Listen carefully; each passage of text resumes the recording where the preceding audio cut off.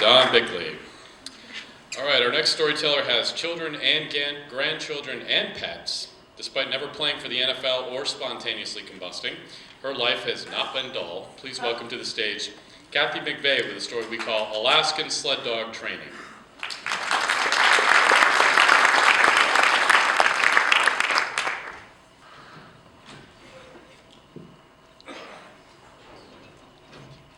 So living in Alaska, one of the unwritten rules is you gotta have a dog.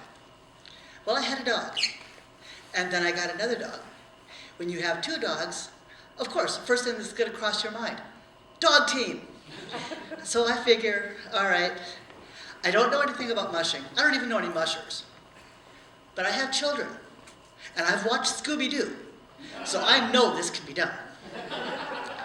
So I figure, I'm gonna train these dogs to be sled dogs.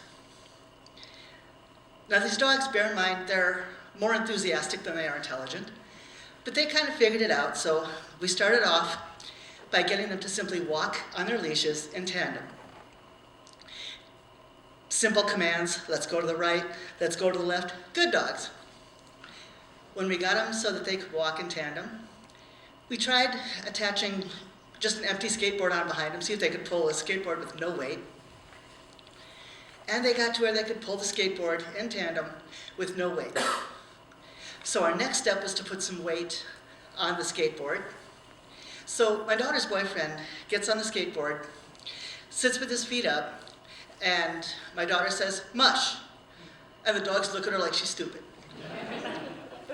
Eventually they figured out that that's what she wanted. She offered him treats, and so they started walking and pulling this skateboard on behind him. And it was working out just fine. And I'm thinking, well, at this rate, we might never get this done by winter, because this is, late spring, early summer. And we wanted to get them ready by winter. And as far as I'm concerned, this is like every dog's destiny in Alaska is to be a sled dog. If you have dogs and you're trying to train them, that's your destiny, is you're going to be a musher. So we get the training going and everything. And we figure, okay, we've got them to where they can pull a longboard or a skateboard with somebody on it. So let's try them on a trail. So we decided we're going to take them out on one of the trails in town. We got them hooked up, and they're pulling Zach, my daughter's boyfriend, they're pulling him along behind. And it's going so well. Everything's smooth, and I'm thinking, what could possibly go wrong? There were kids, there were people on rollerblades, there were people on bicycles. What went wrong was the ferret on a leash. A ferret on a leash. So we finally get them back home, get them calmed down. And, I'm figuring, okay, we can do this. We can get them ready by winter. We'll just have to keep practicing. So off we go. We're on the roads, and they're pulling the longboard with Zach on the longboard. And they're doing pretty well. They get a snack if they do a good job, so they're really wanting their snacks. And things are progressing. They're able to kind of follow simple commands, right, left, stop, that kind of thing. So we figure, okay, we'll just keep practicing, and come snow, we'll be ready. Now this isn't just for entertainment. This is so that when we do have snow, we have alternative transportation. We can get to the grocery store, get that loaf of bread that we forgot. And eventually the big day comes. It starts to snow. We let the dogs outside to kind of get a feel for the snow, and they're jumping around, and they're panting and leaping all over the place. And like I said, a little more enthusiastic than intelligent, but that's just the way things are.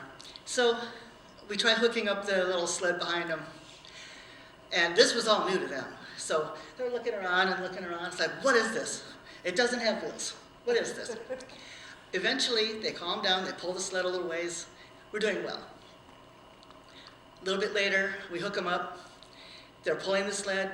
It's really going smoothly. Zach is in the sled. My daughter, she's running alongside the sled. She's saying mush, they're mushing. And I realize this is the pinnacle of success. This is what it's all about. We have taught these dogs, we're mushers. And so there's nothing left in life. I mean, this was everything we wanted. It can be done. We did it. And thus, right here in Valdez, my family trained some of Alaska's very first mushing Chihuahuas.